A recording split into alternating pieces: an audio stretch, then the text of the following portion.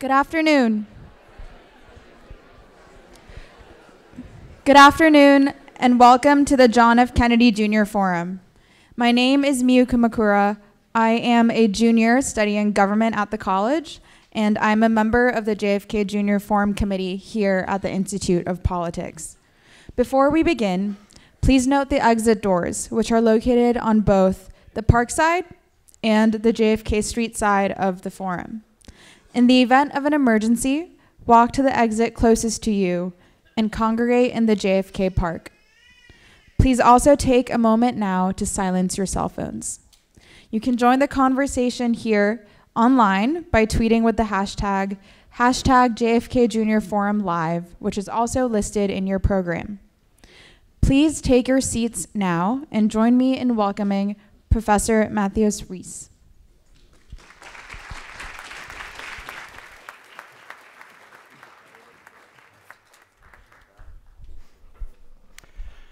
Good afternoon. It is my distinctive pleasure to introduce to you Michelle Bachelet, the United Nations High Commissioner for Human Rights, a position she has held since September 2018. Her predecessor, Zeid Ra'ad Al Hussein, outlined a rather difficult legacy in his final speech to the Human Rights Council.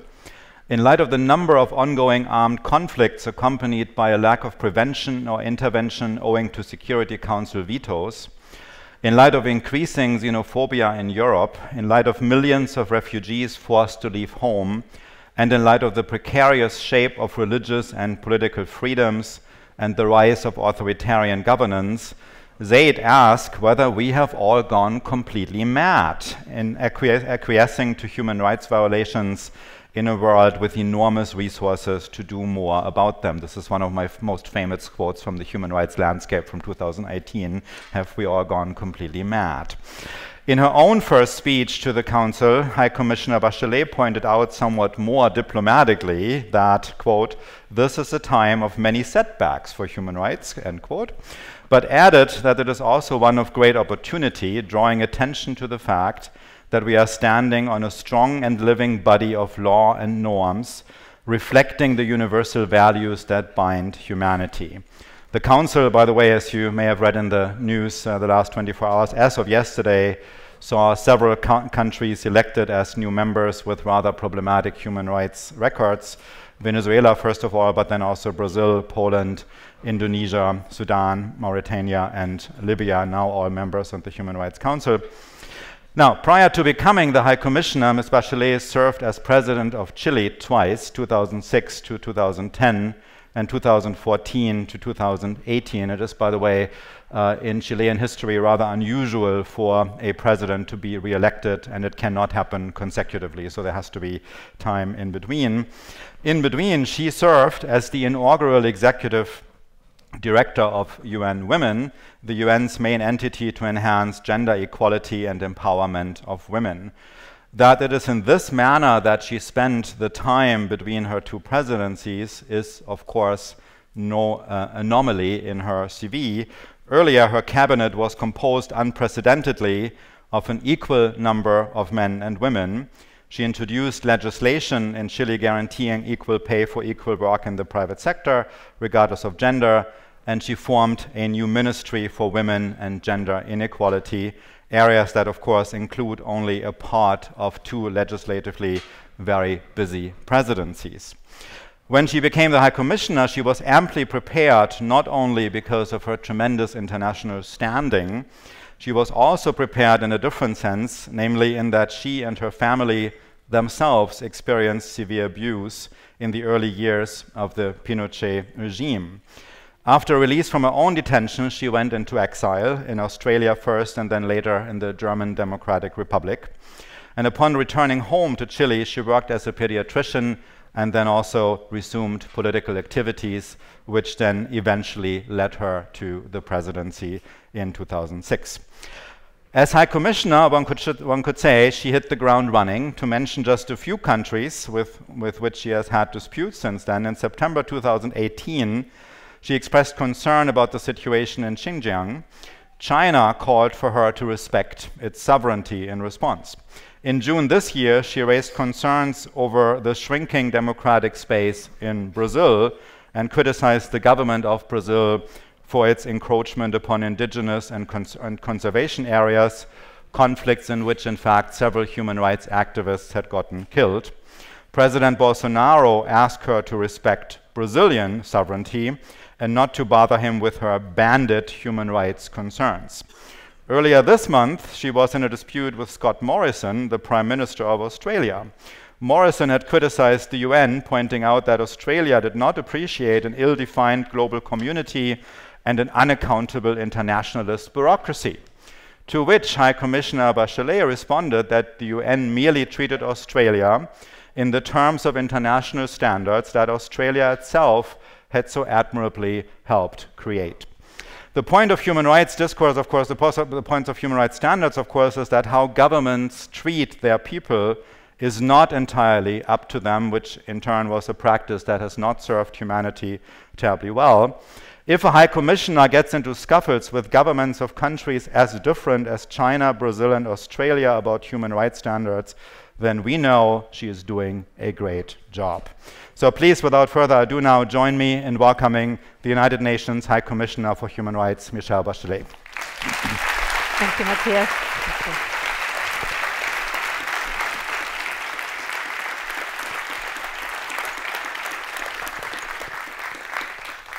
Well, Faculty Director Matthias Riese, Executive Director Shushma Raman, friends and colleagues. Well, I'm really delighted to have this opportunity to speak and to listen to you. You are in a place, the Kennedy School of Government, where thinking about solutions to some of the most urgent challenges of our time is a daily occurrence. We in the human rights community need your ideas and thoughts on some of the most pressing issues we face every day. How do we make the world more secure? What strategies will generate the broadest, fastest, and most effective responses to the global climate emergency? How can governments, businesses, and individuals best meet the challenges created by globalized economic processes?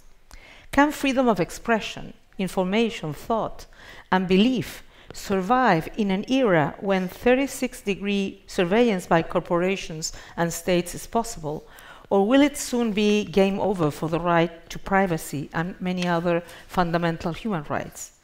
Why, in an increasingly connected world, have so many leaders and communities begun to walk away from connected and collaborative solutions, retreating into isolation and division?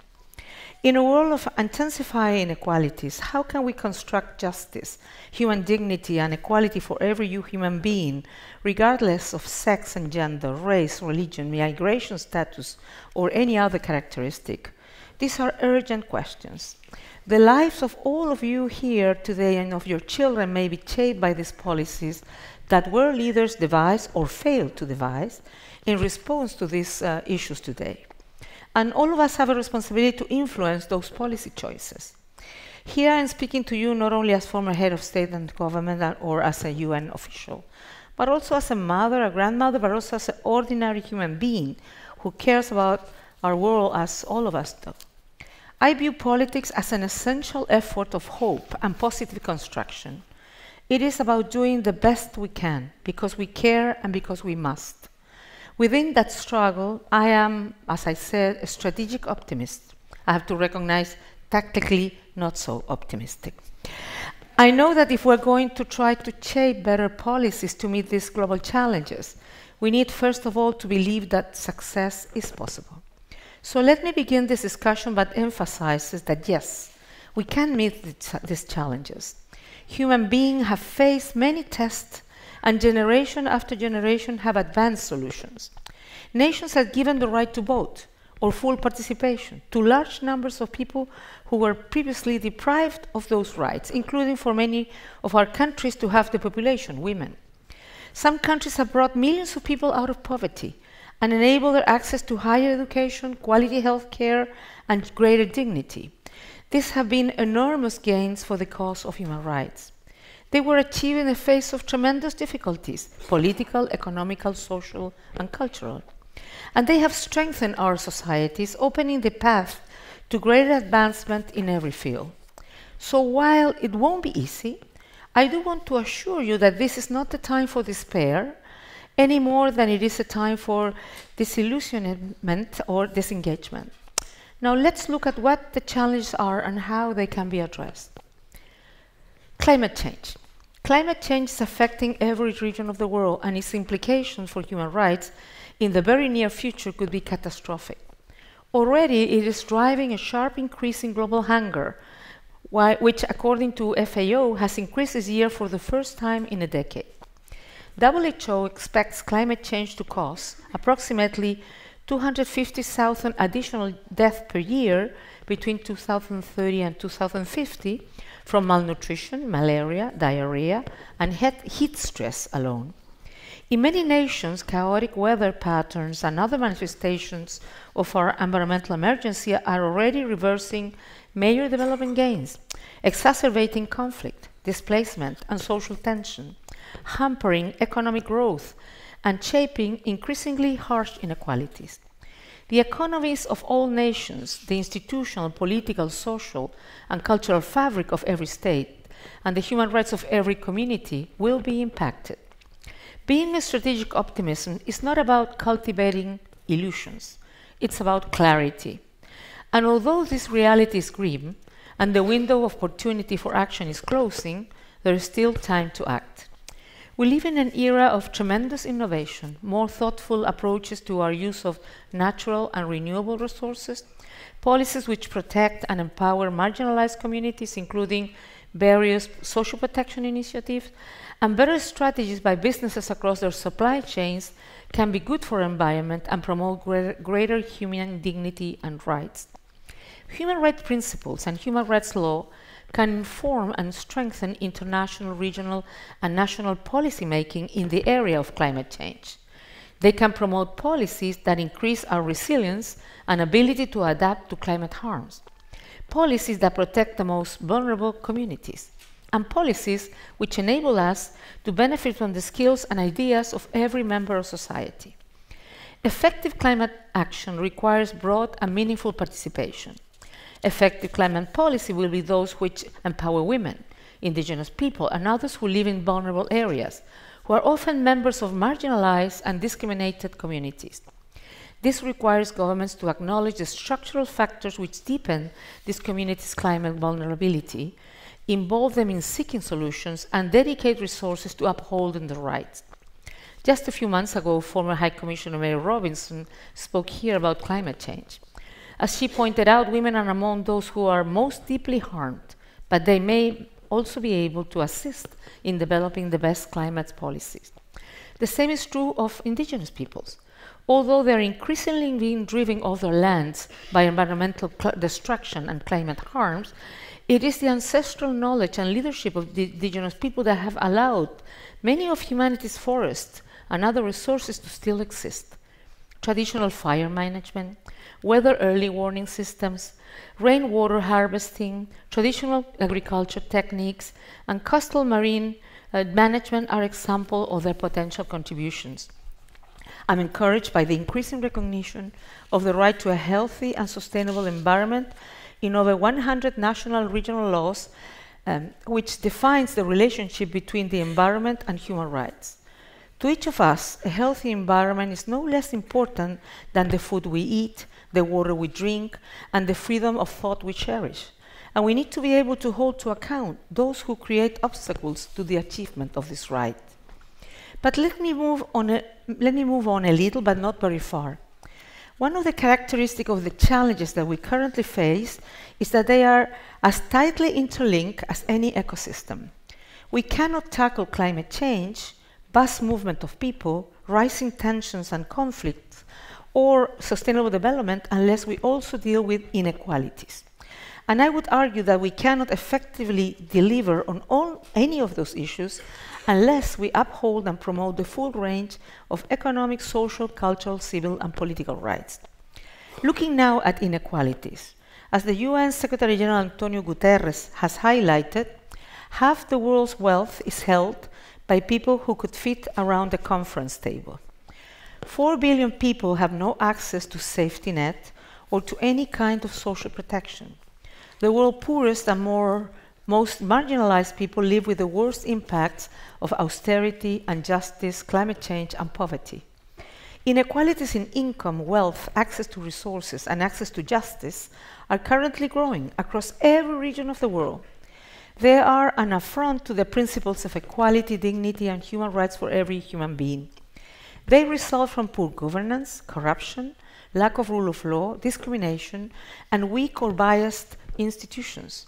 They are generated as much by violations of civil and political rights as of economic, social, and cultural rights. Inequalities are a key driver of several of the global trends, which are of greatest concern to my office and the UN as a whole. Armed conflict is frequently cited as a root cause of involuntary migration. But time and again, we see that involuntary displacement and conflict are both being driven by inequalities and their underlying factors, including poverty, discrimination, oppression, violence, poor governance, climate change, and violation of civil, political, economic, social, and cultural rights. Inequalities also undermine peace and security by fueling grievances, extremism, and conflict. So resolving the interlocking issues which shape and accentuate inequalities is a vital part of the UN's 2030 Agenda for Sustainable Development, an unprecedented once-in-a-lifetime opportunity to end extreme poverty on the basis of a cooperative and truly global plan. And this in turn will require comprehensive work to advance the whole spectrum of rights, including all of them, I've said like many times, so economic, social, cultural, civil, and political rights, so they can work in synergy. Over the course of the next 12 years, the international community has the capacity to end extreme poverty and hunger, ensure much broader and more inclusive development, and set the planet on a course of greater peace, greater justice, and far less harm. But progress on the Agenda 2030 is faltering. We're not on target to meet these goals, and in a moment I'll talk about some of the reasons I think are behind that decline in commitment. But first I want to outline another set of complex challenges on the horizon.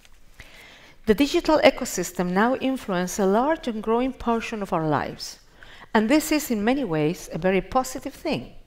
Digital tools can be extremely helpful to human rights work. Data streams have been used to track and interrupt human trafficking and exploitation, including practices akin to modern slavery in business supply chains.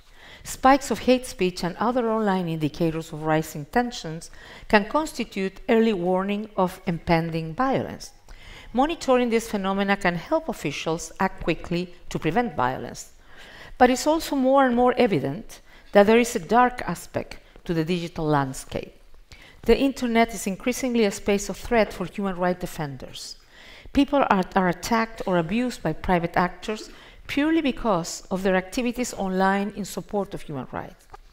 Governments in every region are also using digital surveillance tools to track down and target human rights defenders or people perceived as critics, including lawyers, journalists, activists on land rights or environment, and people who support equality for members of the LGBTI community. A range of surveillance, online monitoring, and data collection measures, such as browsing history, purchase history, search history, location data, financial data, health data, and so on, feed into massive banks of data on every woman, man, and child. And these data banks may include detailed portraits of our opinions, the nature of our relationships, our social background, medical information, financial situation, and so on. They can be sifted, processed, and evaluated by governments or private actors for a whole range of reasons, without accountability, without adequate supervision of the outcomes, even without us knowing that this is happening or that the data banks exist. In many cases, this use of digital technologies for massive and wide-ranging surveillance is of a scale and nature that clearly contravenes the rights of privacy, the rights to freedom of opinion and expression, and other rights. Already today, from so-called predictive police work to criminal sentencing, medicine, finance, and key aspects of social protection, machine-driven processes are making forecasts about people's behavior and producing decisions with enormous impact on their life. How safe are these outcomes? Not very. The systems are only as good as the data put in, and that data itself is often flawed.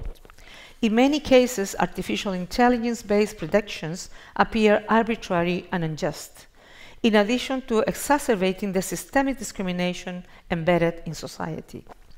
These outcomes are not inevitable, but they are already occurring, and their incidence and severity will grow unless we act. Is there proper oversight or adequate transparency regarding this use of big data? There is not. The use of artificial intelligence and big data also raise new and essential questions about responsibility. Although the state is always the primary actor in upholding human rights, in this case, private companies are responsible for the design and manufacture of tools which collect data and conduct surveillance, as well as the maintenance and ownership of the servers where this information is stored. And I will return to this point about the key role of the private sector in a moment, but it's worth noting here. Even more fundamentally, are the purpose of these systems benign? In some countries, vast amounts of data are being collected through surveillance, and they are used to determine a personal score employed in granting or denying people's access to opportunities and services. This could resemble the use of credit histories in other settings. But will it stop there? We've seen globally that data, once collected, has almost a life of its own. It can be used for a multiplicity of purposes that go far beyond the original or stated purpose. And this interplay between artificial intelligence and the build-up of data about our personality and choices goes one step further when it is used by private or public actors to manipulate our thoughts and change our choices. And that is not distant, fictional scenario. Whether in the United States presidential election, the Brexit referendum in the United Kingdom, or the elections in Brazil and Kenya, when fake polls and other disinformation were widely shared, we are seeing increasing reports of the use of bots and disinformation campaigns on social media to influence the opinions and choices of individual voters. It appears the internet is increasingly becoming an arena for sometimes very sophisticated forces for propaganda, whether by movements of violent extremism, by private actors or state authorities, working nationally or with residents of other states. So we absolutely need to ensure that human rights safeguards are built into all machine-driven processes and artificial intelligence systems from their inception. This will require actions by states, including laws and regulatory framework, as well as by businesses. It will also require working within the framework of international human rights law, which goes beyond corporate ethical guidelines and codes of conduct with far greater global legitimacy, precision, and scope. States are the primary actors responsible for upholding human rights, but businesses also have a responsibility to manage, prevent, and address human rights risks and negative impacts in their operation in line with the UN guiding principles on business and human rights. The primary purpose of corporate human rights due diligence is to manage risk to people, but good due diligence work also strengthens corporate risk management overall. So it's not only the right thing to do, but also the smart thing to do, to meet growing expectations and pressures from consumers, employees, investors, and regulators. It also makes sense in a wider setting as it contributes toward the environment in which responsible business can thrive by strengthening good governance and the rule of law. The vast majority of boardroom decisions have a human rights dimension. They may affect the pay and safety of workers and suppliers, or the future of entire communities whose land and resources have commercial value. They can drive consumer demand for products that are sustainably sourced or unethically produced. Perhaps every business product has some kind of human rights backstory. No one is suggesting that better business practices will solve every human rights issue, but to devise effective solutions to climate change, inequalities, and digital challenge, we need business actors to step up, embrace their responsibility, and participate. And this will require a smart mix of measures, both regulatory and voluntary. All the issues I've discussed so far pose some fundamental questions about our future. More accurately, these are questions about your future. You, the largest generation of young people the world have ever seen, are coming of age. I mean, some of us has here accumulated youth, I have to recognize, but the majority are still very young. So it is, I think it's coming of age at the crucial turning point of humanity. And it is precisely at this moment of growing complexity and interconnectedness that some leaders are turning away from cooperative global efforts to seek solutions. Nationalism is on the rise in many societies, accompanied by outspoken racism, discrimination, and xenophobia.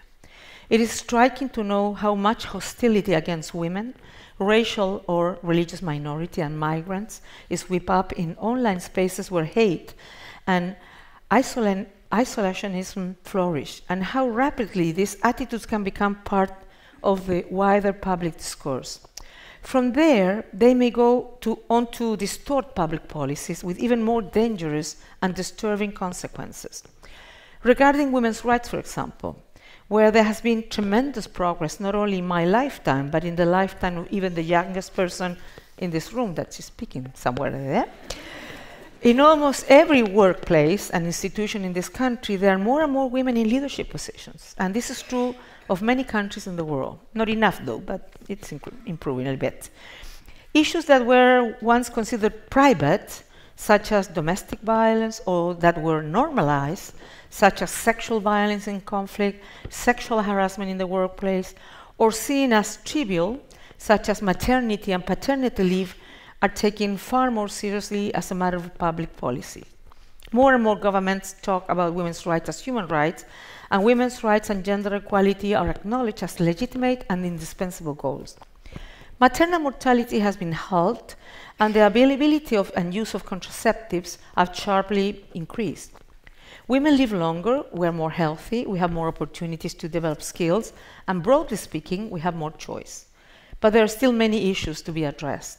Women continue to be poorer than men. They have fewer opportunities, less access to basic services such as education, and a lot less freedom to make their own choices and raise their voice. However, let's acknowledge the very significant progress that has been made in terms of women's rights. Let's also pause to recollect that women's activism has driven enormous human rights progress for everyone in every kind of movement for human dignity and equality across the world. I'm inspired daily by the women and girls activists who defend human rights around the world. And yet, this is once again becoming a very arduous challenge. It is deeply troubling to see that instead of moving forward, some governments and many lobby groups are pushing back on women's rights. The isolationism and divisiveness which we have seen gaining ground in a number of countries frequently begins with pushbacks against rights for women and a return to laws and social attitudes we thought we'd left behind. In several states, we are seeing attempts to pass laws or enact policy changes aimed at controlling or limiting women's freedom to make choices about their lives, included, but not limited to, sexual and reproductive health and rights. There seems to be a renewed obsession with controlling and limiting women's decisions over their bodies and lives. So we got to come together to end this injustice. We need to mobilize, we need to stand firm, and we need to advance. If women face discrimination, if racial or religious minorities face discrimination, if indigenous people face discrimination, then all society is harmed, all people are held back, and all our lives are impoverished. I'm profoundly concerned by the rise of hate speech, racism, and pushback against the rights of racial and religious minorities in some countries. These trends too seem to be intertwined with the divisions and the demonization that so many of today's nationalist movements fuel. Around the world, we see some politicians and would-be opinion leaders who are only too eager to demonize some of society's most vulnerable and marginalized people for political gain.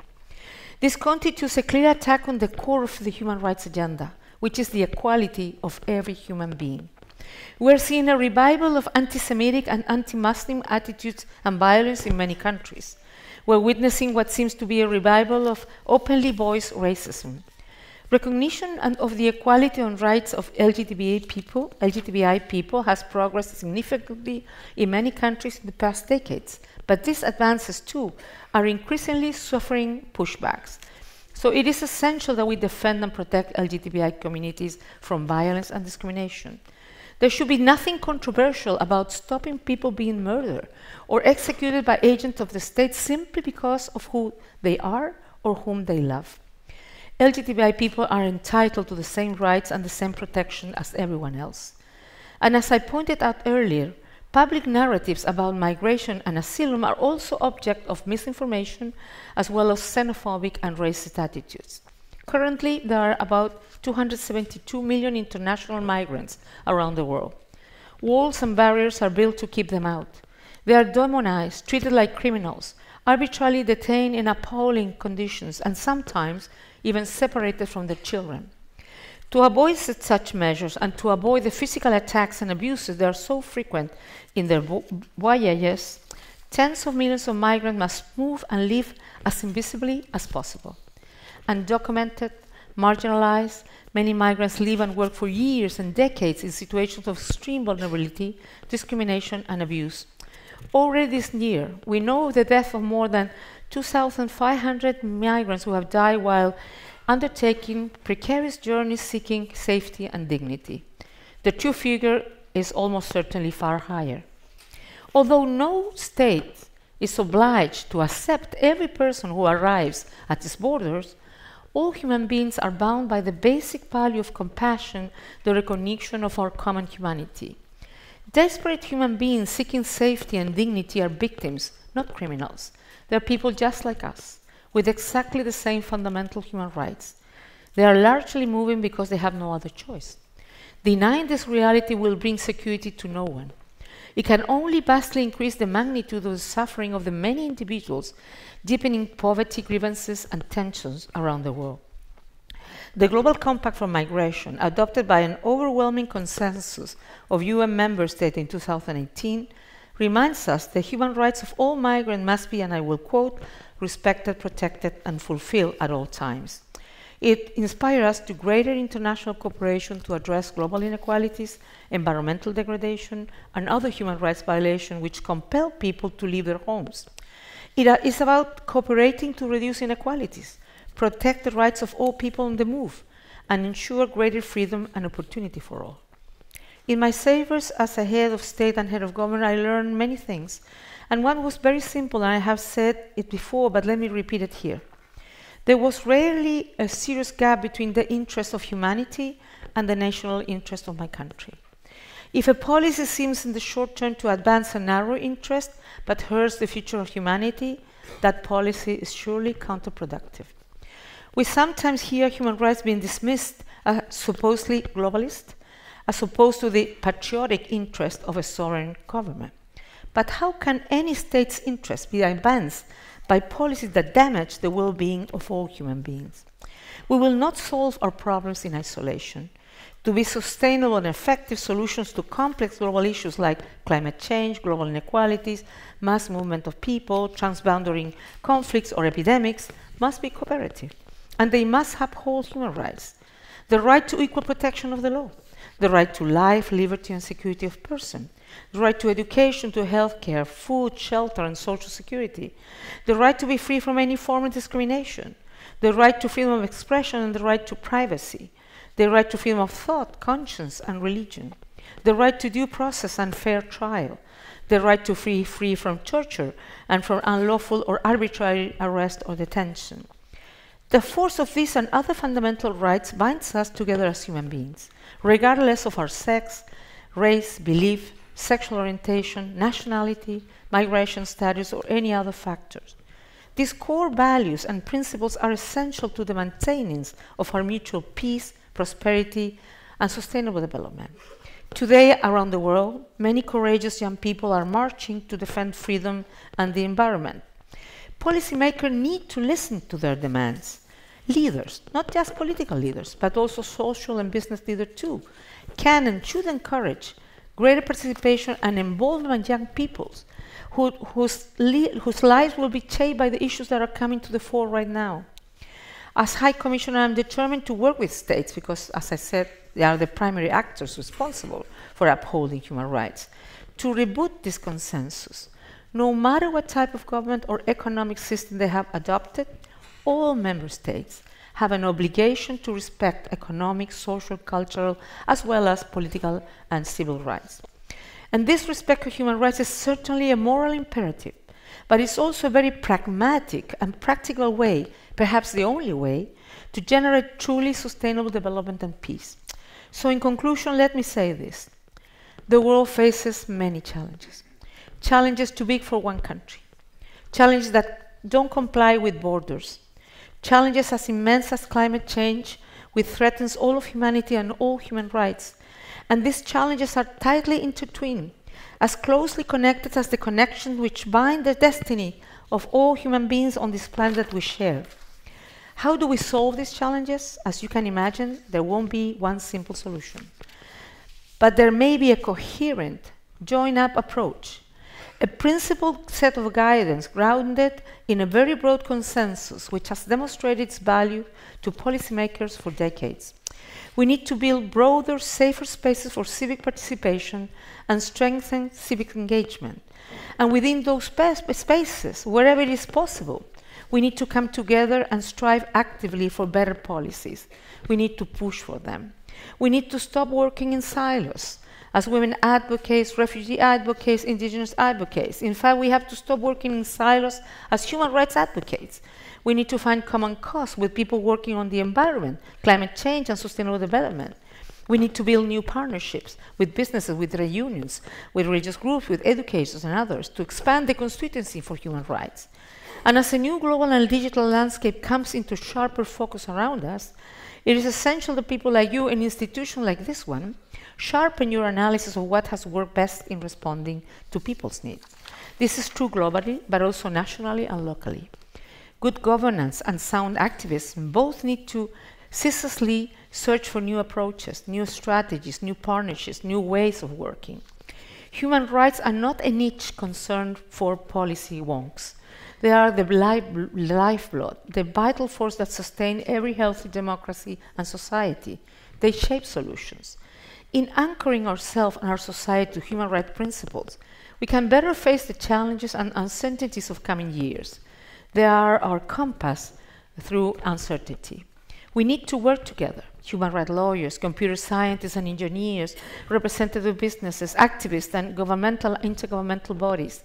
It is not easy to forge agreement between such diverse groups, but is essential to forward movement. Above all, I urge you, do not give into hopelessness.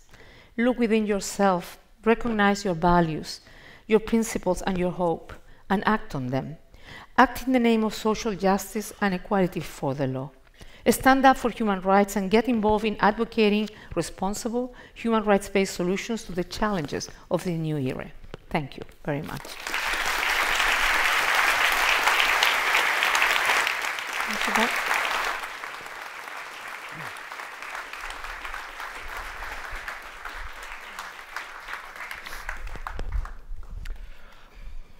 Thank you, High Commissioner, for an impressively wide-ranging and passionate speech. We're going to turn to questions in a moment. So the usual forum way, there is 4 microphones lined up around the room. We're going to start over there, then go around. But I'd like to take the liberty to start off with a question. So you have really covered a lot of ground. We have heard about climate change, inequality, big data, the responsibilities of business, gender and racial emancipation, migration, especially undocumented immigrants also. So you have presented to us a very large human rights agenda, or as I'd like to rephrase, you have presented to us how large the human rights agenda for the 21st century really is. But that also is now encountering a substantial pushback, especially in the United States, where there's efforts on the way to go exactly the opposite direction and to say, rather than understanding the human rights agenda in this broad way, it needs to be much, much narrower. And here I specifically have in mind that new commission on unalienable rights that Secretary of State Mike Pompeo just put together, whose mission is to distinguish the truly unalienable rights, and notice this is actually a formulation taken directly from the American Declaration of Independence, so it's taken from the 18th century. So to focus on unalienable rights as opposed to a lot of so-called ad hoc rights, which at the end of the day will lead to a very, very narrow understanding of the human rights agenda. So could you comment maybe on these efforts by Mike Pompeo specifically, or also, if you like, more broadly on how you as the High Commissioner currently think of the United States as a human rights actor? Well, if you're asking me for a miracle, I'm not Virgin Mary. Because you can do the best you can. You can work with the governments, raising the issues that you think it's important to raise, and I have done it in the case of the US with the government officials, State Department, but also with parliamentarians, but also, and of course, we have had a lot of meetings with civil society that will have permitted me to know a lot of issues that are going on that maybe sometimes they're not public, restriction of rights in terms of gender rights, sexual and reproductive rights, dreamers, Native American, the LGBTI community. So I've been in touch with all of them discussing these things, and they have asked for our help. I was going to ask them to help us in our job, but okay, they asked for us help. But also, what I found out in the US, because it's a big pop country, for example, on climate change, you can have an administration who withdraw from Paris Agreement and who's not much involved in that. But on the other hand, you have a lot of states who really are committed to that, and you have a lot of companies who are really committed to climate action. So in countries like the US and others, you don't always look at the traditional way. You work also with a lot of different stakeholders that can, make a difference. Who will be the next administration? It will be the Americans to decide. But whoever the administration is, we will continue, on one hand, monitoring situations like the migrants in the borders, like the children separated from the parents, but like all the other things that have been brought to our attention. But on the other hand, we will be working with all different stakeholders, supporting them or informing them so they can make the best decisions and choices. And that we try to do with other countries as well. In other countries, it's easier because it's more open, the whole administration. But also in administrations, what I've learned in my experience is that you can work also with different levels of the administration. I mean, usually in no government, there is complete hegemony of thought. So you can find interlocutors that can, which you can progress a lot. But yeah, the US, withdraw from the Human Rights Council. But of course, they always are in contact with us to raise their issues and their concerns. But we'll continue doing our job. Thank you. So we'll go around from mic to mic, beginning over there and then ending over there, and then going around for the other round. But we're going to be question to question, or we're going to accumulate? So let's see how comprehensive they, what we'll hear, how to handle that. Just so the usual forum rules are 3. Please briefly introduce yourselves. Keep it reasonably short and actually end with a question mark, starting with, set a good example for the rest of the questions, please. And then we turn to you. Yeah. So my name is Anna. I'm a sophomore here at the college. Thank you very much for this address. My question is actually related to what you just mentioned with regards to difference in the social agents and how we approach this problem. The different social actors you've mentioned all speak different languages, if we want to metaphorize it that way. Everyone in each department of different disciplines uses different linguistic metaphors, but also different ways of thinking. And I was wondering what the role of the High Commission, but also the role of the UN in general might be in pushing forward towards a solution to problems such as climate change, whilst keeping up the complexity of these languages, and not leaving behind, for instance, people or narratives of life which define themselves differently than some hegemonic ones, as you've mentioned.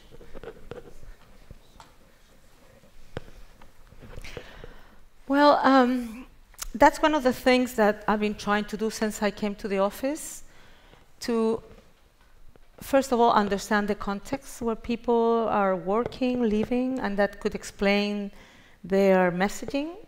Try to identify which are the people where even in a different linguistic form they agree on the same principles, and see in which way we can build alliances. But let me give you an example. It's not on climate change. For example, on the freedom of religion and against hate speech, we have worked with religious leaders, and we have developed certain platforms of, let me remember the name is, Faith, it's a name that I just cannot recall. So we work with them so they can help us with their own language, in their own media ways, to progress against hate speech, against religious, I would say, discrimination. So I think you can find ways in every area where you can identify, maybe some people, you know, what I have found is that many people don't know what human rights approach is, for example. But they are doing human rights, so they just don't call it that way. Huh? So that's why we're trying to identify with people who work, which can be people that you can bring abroad. And when I'm talking about constituencies, I'm also thinking, you know, I always go to places, when I was at UN Women, they were all converted ones. I mean, usually only women, and some men who were really on the coast. We're talking about human rights, the same thing. And when I talk to human rights groups, there's everyone working in silos. And when you have a world with so many challenges, and there's a so huge pushback on human rights, we need to get together to say, for example, somebody who fights for women's rights can fight for LGBTI rights, or can fight for environmental rights. So that's why when I said we need to build bigger constituencies, it's because we need our voices to be heard and to be brought to the attention of the decision makers so we can make a difference. So that's what we are trying to identify in it. But there's not like a one-size-fits-all, of course. And maybe I haven't answered your question, but that's what I can share with you. Yes, please. Yes, I am Daniela Segovia. I am an Eisenhower Fellow from Venezuela, political scientist and practitioner. I would like, well, first, we are very proud of you as a woman and as a leader in politics, as a Latin American. Also, I would like to ask you about the Venezuelan migrants in South America and worldwide, and the challenge that we are facing in terms of human rights because of the xenophobia, and also in terms of rights, because many of us, we have no access to passports in many cases because of the political situation even. Well, it's very hard. So what are you doing about that? Because there are many people who has no access to documents because of the situation.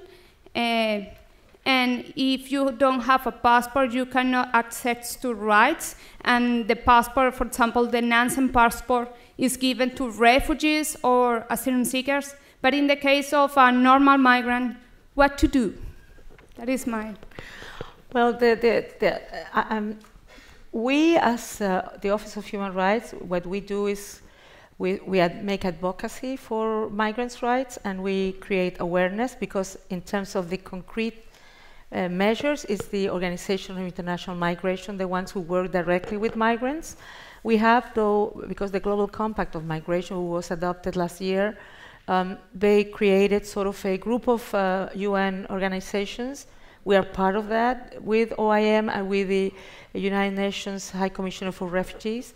So we try to see, and there is also, in the case of Venezuela, there is also the Special Envoy, Secretary General Eduardo Stein, who works with OIM and UNHCR, and to see in concrete what solutions they can give to migrants.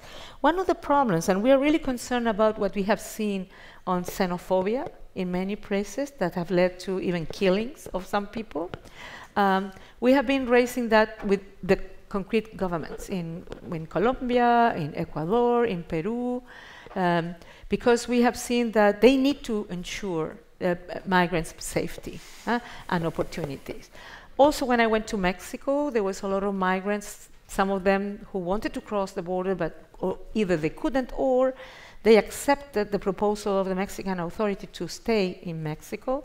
But with talking to them in shelters, I could realize that they have a lot of problems for documents. It will take so long. So what we do, because we are not an implementing agency, we don't have money to support them with food or shelters and so on, but what we do is we raise the issues with the concrete government so they solve it. And if not, what we do is we step out, we speak publicly, so because sometimes, you know, that's the way governments make the right thing. So the problem is that with migrants, it's different than refugees, as you said. Refugees has a status, and asylum seekers has a status that there is an obligation of states to respond. With migrants, it's a bit different. So in that, what we try is to convince them how important it is to support them. But on the other hand, I have been in charge with earthquakes and floodings, people who had to get out of their home, you have to provide shelter, you have to provide, and I'm talking about these natural disasters. And when you receive a huge group of people, to deal with that is very difficult. And what happens is that in many places when the Venezuelans or other migrants cross the frontier, go to small villages when already their own country is not solving adequately health, education. So xenophobia is also rising because people feel that migrants are taking benefits from them. So it's very complicated. So that's why we work with OIM and with the refugee organization to see how we can provide more support on this, health support, educational support. Because in Venezuela has been because it's a huge flooding, mass of migration in a very short time has made a lot of states, even though they had a good intention at the beginning, they were overwhelmed with the necessities and needs that in many places they don't even solve to their own citizens. So there are very structural problems. That's why I believe that it's important that Venezuelans, the ones who are inside and the outside, could go into political solution. And I think that the dialogue is really needed, and I hope the dialogue works. Because otherwise what will happen, that we'll only have an increase of Venezuelans' migration. So I hope that works, but in the meantime, we're speaking out for you, asking governments to do the right thing, that to give the documents, to support the capacity to integrate to society. But let me tell you, it's not easy. Let me give you another example. Myanmar and the Rohingyas. Almost 1 million people in Bangladesh, 700 people, Cox's Bazar and somewhere else, and the same problem. And the people around that don't want to integrate them. They want them to get back to Bangladesh, but to Myanmar. But in Myanmar, there's no adequate conditions so they can come back to reintegrate in a safe and sure way. So this is a real problem, and that's what I was trying to mention in my speech. If we do not tackle the root causes that produce migration, that produce climate change, food insecurity, conflicts, etc., we will have a problem that we might not be able to solve, and that will create more conflict, more grievances, more poverty, and violation of human rights. So we need to work on both sides. Support the ones who are in this necessity now, but on the other hand, work on the root causes, because we want, humanity has always migrated. Always. My name is Michelle Bachelet because my great-grandparents, when there was the epidemic of the xylosfera, because they produced wine, they broke, they lost everything. So they had had a job in Chile, and they started working there. And if you see, many people are migrants in this country as well. So we know that migration has been a way that humanity has solved problems. But I think if we need to work on the root causes, and that's why I mentioned this as well, that we need to work much more on this Agenda 2030, that to leave no one behind, because no one wants to leave their home, the place they were born, where they were raised, or where their great-grandparents are buried, is because of extreme need. Hello? Yeah, Jay Gleason. Today, people are marching in Gaza for the 79th consecutive Friday in the Great March of Return to protest Israel's barbaric blockade that's been going on for 12 years and the illegal occupation that's been going on for an incredible 52 years. Last spring, the UN issued a human rights report critiquing Israel's treatment of the Palestinian population, which was completely dismissed out of hand with no response from Israel whatsoever. How do you get a rogue state like Israel to take human rights seriously? Well, again, I have to tell you that I cannot do miracles. What we do is that we monitor the situation and we report it. And we do reports, I mean, I think on Palestine, occupied Palestine territories, we do and we provide to the Secretary General like 6 or 7, not only Gaza, the whole Palestine. Right. We provide with a lot of reports calling on the situation, the terrible situation that many Palestinians are living, and asking the Israel to do a lot of recommendations. So we do that, we'll continue doing that, but of course, one of the problems that we have in every part of the world is that we need, on one hand, governments to ensure what their obligations are, that to respect the rights of the people who are living under their control. And that is in countries or in protracted territories or occupied territories all over the world. But of course, I think it's important that there is, with this case or other cases, is that we continue speaking out about that. So the right things should be done. We don't have a tool to oblige a state to do what they don't want to do. But what we can do is to insist on the need to let people not forget what is happening, because sometimes you talk to them, they feel abandoned, completely abandoned, and try to do the best of what we can. Yes, please, down here. Hi, well, first of all, thank you so much for being here. We're honestly blessed by your presence. But then, so I'm Eric Lee. I'm a first year at the college.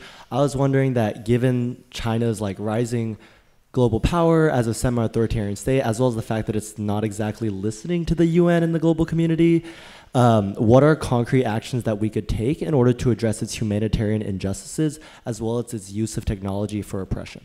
Thank you. Well, in the case of China, in many reports that we have, that's our role is to inform the world about things that are happening all over the world, and to be the voice of the voiceless, and also to, the mandate of the office, my office, is to be the voice of the voiceless, to engage governments to do the right thing, to create, to do capacity building in the case of countries who don't have the capacity or their systems are very weak, and technical cooperation. In the case particularly with China, they are members of the Human Rights Council, and for a long time, as they're members of the Security Council. And in the case, for example, of the province of Xinjiang, we have raised the issue many times publicly, and we are working right now on the possibility of sending a technical mission to Xinjiang to be able to see on the ground the situation, and be able to, and then afterwards, I have been invited also to there, but I will, the technical mission will go first. And we are working on the conditions of the visits, because we want it to be a meaningful visit that could lead with different issues like the one you mentioned. I'm now going to switch to a slightly different mode to ask 2 questions at a time. Yes. And so let's turn back over here. And then go. Yes. Thank you for being here today, High Commissioner. My name is Jonathan Chernogis. I'm a Master's of Bioethics student at Harvard Med School. In your speech and in the position as High Commissioner more broadly, you have successfully and strategically identified human rights issues in climate change, digital privacy, and reproductive rights.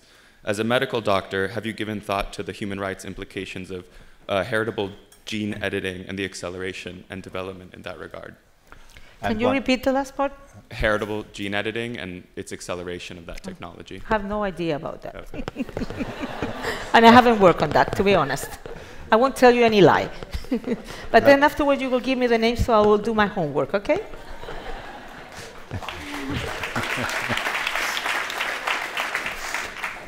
Hello, my name is Carlos Martin. I am from Venezuela. This is my friend the traductor now for the question. I'm just going to interpret.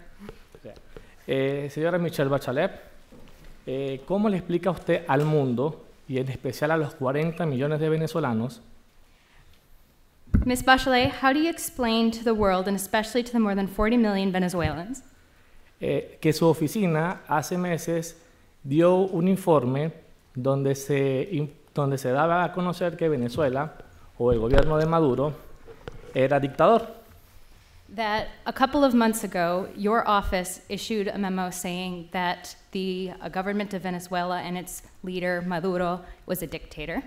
Violador de derechos humanos, y que el día de ayer fue electo para ocupar un puesto en dicha comisión. ¿Cómo le explica usted a los 40 millones de venezolanos que hoy sufren el día a día de la inmigración en Venezuela?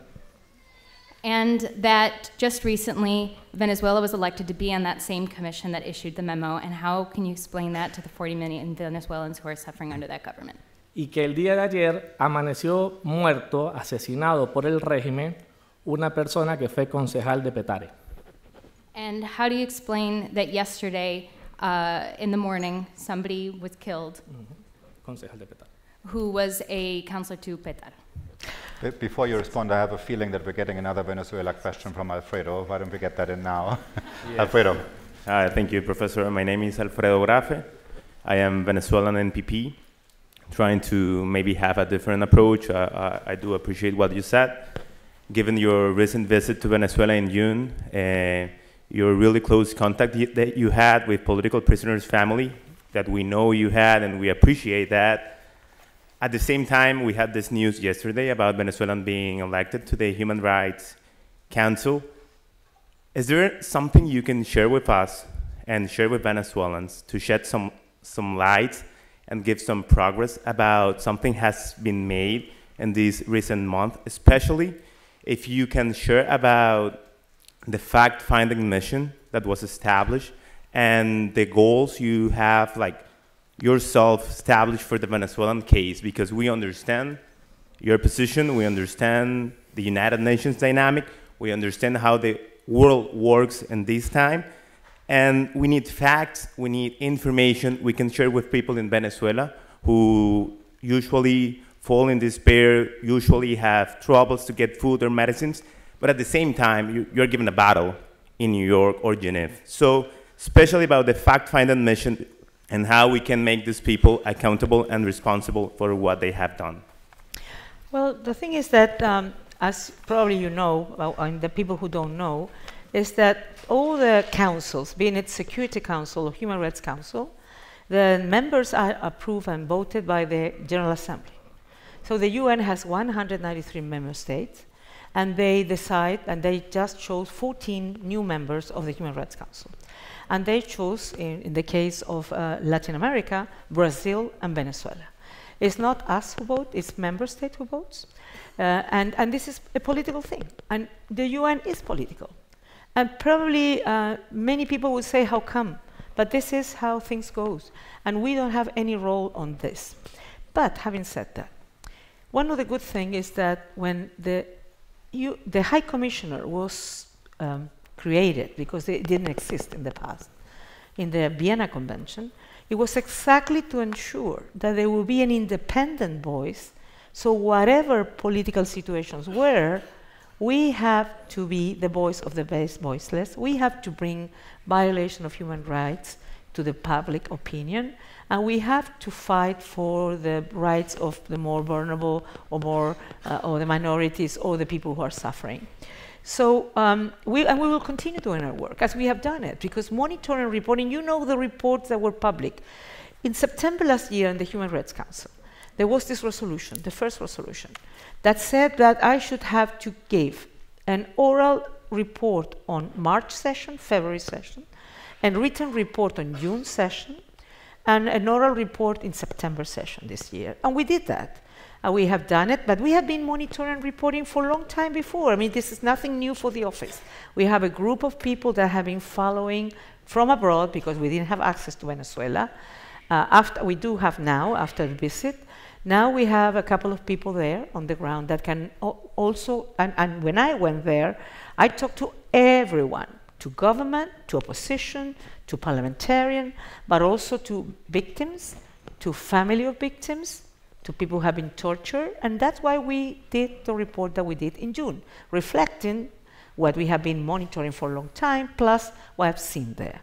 But we also wanted to do something else, because just to name or shame is not enough, because it might work, it might not work. We need also to be sure that some decisions are made, and we asked for the release of prisoners, and prisoners were released. Well, yesterday was another 26 prisoners were released, some of them who we had given the list of the names so they could be released. So, and we're working, and we have been, our people on the ground, they have been visiting the prisons, looking at the conditions, and that's it. But the thing is, I cannot, I mean, it's not that I don't have to explain what member states do. I mean, it's their responsibility. The 193 member states who elected 14 different members. But we are going to continue working with this Human Rights Council, with the next Human Rights Council, or whoever it is, because that's our job. But at the same time, we are independent. We do not need to respond to any member state in particular, and we can do our job. And you have to be sure, I will do my job.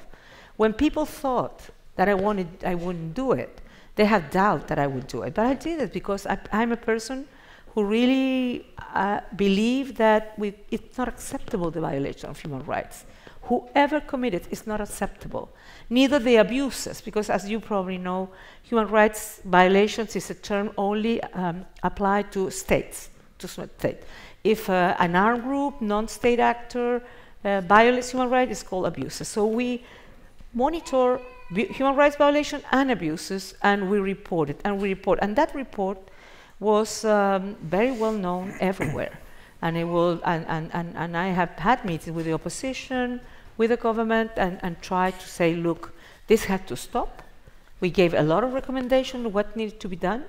And now we had a new resolution, 2 new resolutions in September's last session, and that will give us a lot of tasks. Among all, I mean, reports, oral, written reports, etc. But also the resolution is to create a fact-finding mission that will be dealing with the Arco Minero and with other allegations of human rights, and they will they have a due time for September next year to present a report. And according to that report of the fact-finding mission, that is not our office, it's experts who are called, designated by the Human Rights Council, this Human Rights Council now, not the next one, that will do these investigations on the ground and allegations that they will receive. They will provide this report that will make member states make other decisions as well, and to hold accountable who needs to be held accountable. We will take 2 final questions. Over there and then over there. My name is Carl Nicolas. Thank you for your talk. Some expressions you use intrigued me, like collaborative approaches, the complexities of the problem, the root causes. So my question would be a systemic question. So I understand human right to be about human voice. And in our world, we have transferred that voice and that power to representative and government and stuff like that.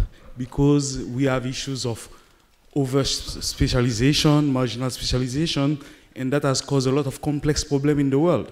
So if we go back to, not to a plain economy, plain social program, but to collaborative integration, cooperative integration, even competitive integration, shouldn't you, as a High Commissioner for Human Rights, start addressing problems before they become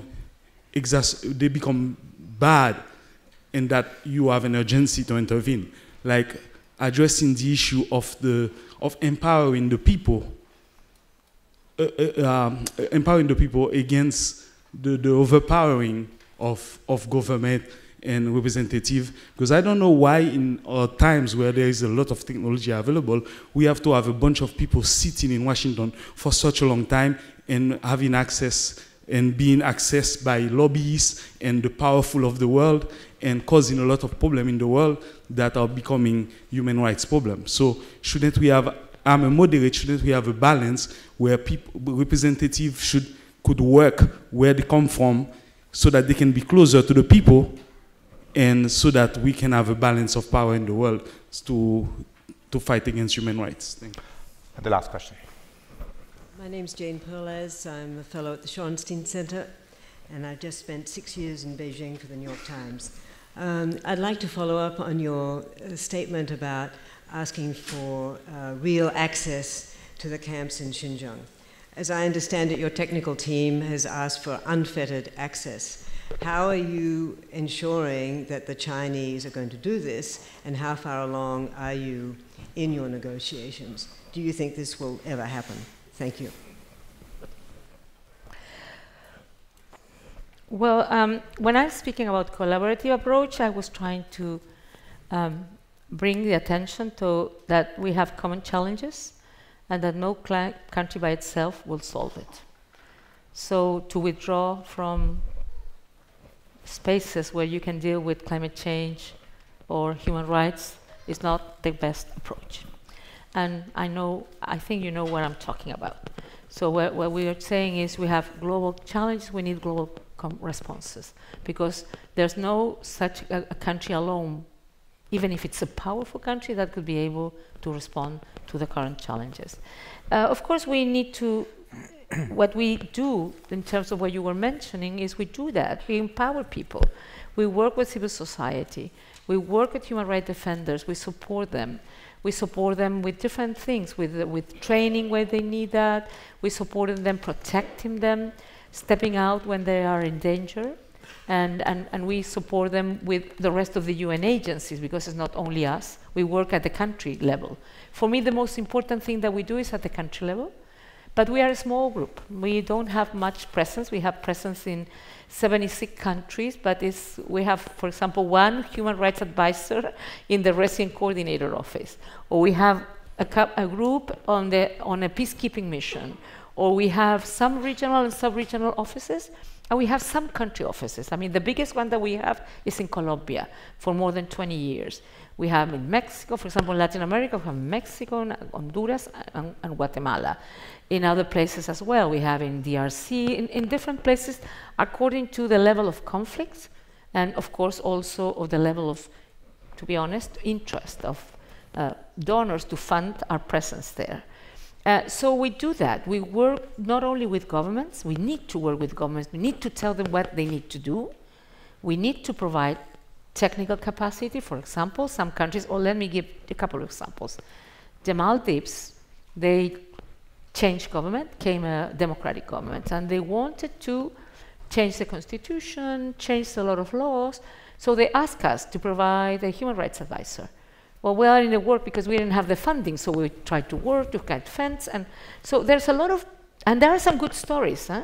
In many places, in Zambia, in Ethiopia, there are good stories. I mean, countries who are trying to do the right thing, who have recovered democracy and ask us for help. In some places is how we support the judiciary system so it's independent. In another, like in the Sahel, you know, we are working with the 5 countries, Mali, Chad, Niger, Mauritania, and Burkina Faso, that they are dealing with these terrible extremist threats, that the security issues that are important, and I understand it's one of the first responsibilities of a state, that they do that, but in compliance with human rights and humanitarian international laws. So we train them. And in other places, for example, in Mexico, we will be training also the National Guard that the president has created in the same sense, how we ensure that they do their job, but in compliance with human rights laws. In other places, they ask us for different other areas of training. We have scholarships for indigenous leaders. We have scholarship for Afro-descendant leaders that go 3 months to Geneva and they receive all kinds of training so they can go back to their countries to do in a better position their job. Probably the most difficult thing is how we protect human rights defenders. I mean, the amount of human rights defenders in different areas that are killed every year are much bigger than what any one of us would like, really. And of course, also journalists in many parts. So we are working, trying to find out. In some places is by supporting them, by speaking out when they're in danger. In other places is assessing institutions that those countries have created to protect them and to see if they're working fine or not and what else needs to be done. So it depends, and we need to work on the, we don't, and you mentioned something that I said, we don't impose to countries the kind of thing. We recommend things, but on technical cooperation, collaboration, it will depend on what they find that's more important and what civil society find that's more important. We don't go and tell them, look, we're going to train you in this. So we try to, of course, promote and recommend what we think is indispensable, but we also, because we believe that in human rights you need national ownership. You need ownership. People need to feel that what they're doing is their decision and not the UN who comes and tells them what to do. Because that is a matter of commitment with the issues, and you commit yourself. And sometimes you can start in things that are not that fundamental, but it's an entry point to continue working and progressing in other areas. So we do the best we can, but one of our main priorities is support for civil society and human rights defense. And the other, it looks like I didn't mention in my speech, terrible, prevention. Because we see that in many cases, there were all early warning signs. Myanmar is a typical case. There were 5 special rapporteurs, or 5 reports of special rapporteurs who said there are signs that will come, there are the risk of a genocide. Nobody heard. There was no early action, and happens what happens. So one of the things that we have been strengthening in our office is the capacity of identifying early warning signs that can sort of tell us and inform the ones who make decisions, like the Security Council, so they can take the measures and try to avoid bloodshed and other things. So we're trying to do that. We're working very strongly. And we believe that the human rights system, not only the office, the treaty bodies, the special rapporteurs, the universal periodic review that every country has to every 4 years present and is discussed by the peers, and the work that we do on the ground, are a big source of information that, if it's well used, could prevent things from happening. And the other thing that we need to do is to work strongly on the Agenda 2030 or leaving no one behind. When you go to some African countries where the population, the 70% of the population is under 35 years old, and 70% of them are unemployed, and then comes these extremist groups and they tell us, look, we're giving you weapons, money, etc. These young people don't have any opportunity to go there. So we need to work on the root causes. We need to leave no one behind. I'm sure if we really are able to do that, this will be a better world for us. On the China, well, I'm say that I'm strategically optimistic. So I will continue on my big efforts because we want a visit that is meaningful, that unfettered access.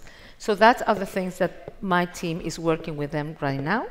But I have been like 2.5 weeks out of the office, so I don't have any news, but we're working on that. But I'll let you know if we have, I mean, you will know if we succeeded, but I will never lose my hope that we can do it.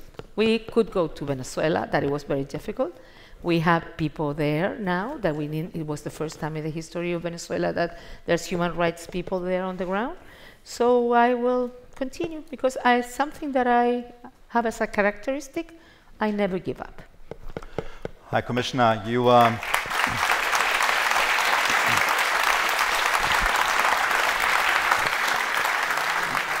you mentioned that you are not the Virgin Mary. You mentioned that you can't perform miracles. I, for one, am readily willing to believe that, since reasonable people disagree whether any of that really exists. But what we do know exists is the Office of the High Commissioner for Human Rights. And we have seen today, and we have seen in many of the actions you have performed since you took that office, and also in many of the actions that your predecessors did, that this is an incredibly important office, and that you are filling it in a way that inspires a lot of inspiration to many people, and we are tremendously grateful for that. Thank you. Let me give you just a little anecdote, because I was with a group of opposition, trade unionists, churches, university people, and so on, and I said that, look, you're asking for me to be a Virgin Mary. And one woman said, oh, I don't do miracles. I said, oh, you have done 2 days that the light has not gone in Caracas. They said, so it was... Thank you.